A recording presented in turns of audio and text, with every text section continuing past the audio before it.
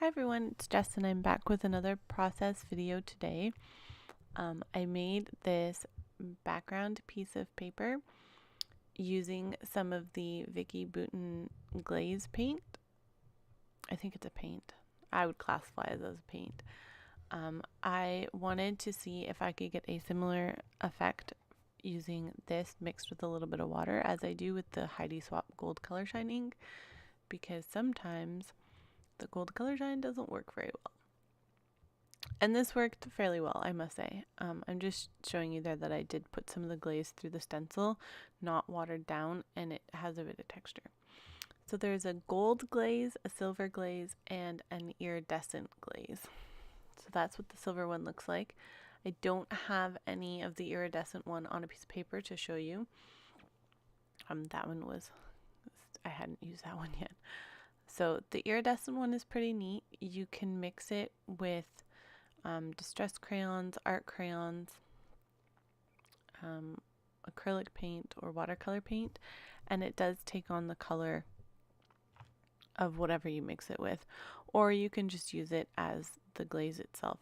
I'm looking here to see if I had any on paper, but I don't. So I did use the gold one for the background. The color is a little bit different than the Heidi Swap Gold Color Shine. I would say that the Vicky Bouton glaze is more yellow than the Gold Color Shine, but it worked fairly well. And I did get some drops. I just put it on the edge of an acrylic block, and I think I'm going to show you in a second how I got them to look like that. I put it on the edge. I'm still talking about how it's textured. I filmed this video to be like a live video, but for some reason I didn't. Oh, I put it on a piece of plastic and then I sprayed some water on it and I flicked it off the edge of the plastic with a paintbrush. But you could do a similar thing with an acrylic block, or you could just water it down and try to drip it with the paintbrush. Whatever you want to do. I wanted a mixture of bigger splotches and smaller splotches, so I was trying to flick it with the paintbrush. So what I did was I went through and I had a whole bunch of those sized cards with a bunch of mixed media techniques on them. Oh, sorry, I just hit my microphone. From a Vicky Bouton workshop that I went to. So I punched out a whole bunch of butterflies from those pieces of paper, and I'm going to use them on the scrapbook layout. I don't often use black as a cardstock background, but I did. So there are like a peachy coral color, a purple, and a light blue, I think. So I'm using these with two pictures that I have of some plants on Culloden Moor in Scotland. One is of a Scottish thistle and the other one is of a plant that I have no idea what it is. If you happen to know, you can leave a comment down below. It had these giant spikes on it. It kind of looked like a pine tree, like a baby pine tree, but it was like big thorn spike type things that were on it. So I have no idea what it was. We also did not touch them in case it was something that would give us a rash. So, but obviously the Scottish thistle, we knew what that was. So I also colored in some pieces from the watercolored sticker sheets to put on here, but I'm not sure that I actually use any of them.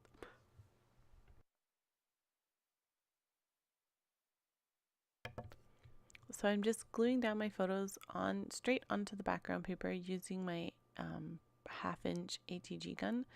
That little cut apart square is from a Chamel cut apart paper, and I do have to cut some off the edge because I glued I'm showing you that my scissors, they get crafty. Those are Chamel scissors. I glued my photo. I put my glue on my photo too close to the edge. So I was just showing you that my scissors, they get crafty on them, which I think is fun. I actually have 2 pairs of those scissors. I bought a pair and thought that I hadn't ordered them, so I ordered another set, so now I have two. I do that often. So I'm just gluing down the butterflies with some Scotch quick dry or tacky glue, whichever they call it now. I think they renamed it to Scotch tacky glue. I'm not sure though. I'm just gluing them down across the page in the same diagonal line as the gold paint blobs, paint drops, I guess, just to continue that flow throughout the page. And I'm putting some foam squares on some of the butterflies. Some of them I just put it on one wing and I pop up one and glue the other one flat. Some of them I put on full dimensional square in the middle. Really just depends on what I felt like doing. This is a super easy layout and you don't need a lot of supplies for it. It's also a really good way to use mixed media on your layouts without committing to a whole background of mixed media. So you can just do little sample cards like we did in the workshop and then punch out butterflies or hearts or whatever shape that you like, and then just sprinkle them across your page. Or you can cut your pieces into thin strips.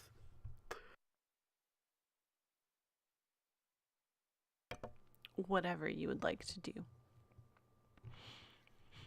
I put that butterfly down there at the bottom. It's one of the watercolor stickers. I am going to take it off because I don't like that it's so long when all the, like, its wings go out longer to the sides. When all the other butterflies, their wings are more vertical in orientation. Like the other watercolor sticker, the butterfly looks like the punched butterflies, but the other one doesn't. The one on the journaling card. So I do end up taking it off. I just wrote my journaling in quick. Just talking about how obviously there's a Scottish thistle in the one picture and the other one is a mystery plant. We don't know what it was, but that's okay. Culloden Moor is basically paths through a moor filled with heather and little shrubs and like little ground covering plants, and a lot of marshy, swampy area.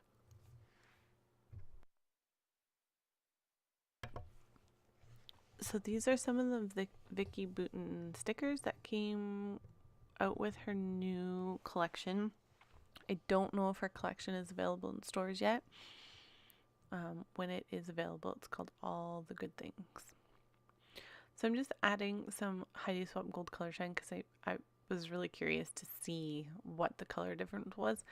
And when it's on the paper, like beside the gold glaze on the paper, it's really, especially when it dried, the color is very, very similar. So I'm just dabbing up the wet spots with a paper towel. Mainly so I don't smear them because I've done that so many times. So I put that sticker down at the bottom that says tell your story because Culloden Moor is where they fought the final battle in the Jacobite Revolution in the 1700s. So I put tell your story because there are so many stories about what actually happened at Culloden Moor, and I'm not sure that anybody really knows. So down below in the description box, I will link to a photo of this page that I posted to my Instagram because I think after I turned the camera off, I changed the layout slightly. So I will link down below to that photo. Also linked down below will be my Facebook page and my chat group if you would like to join me on my chat group. It is by invitation only, so it is a closed group. And that is all for this layout. I will link a picture down below though, so you can see it. So thank you so much for watching. If you have any comments or you know what that plant is, leave them down below in the description box or over on Facebook. Thanks for watching. Bye.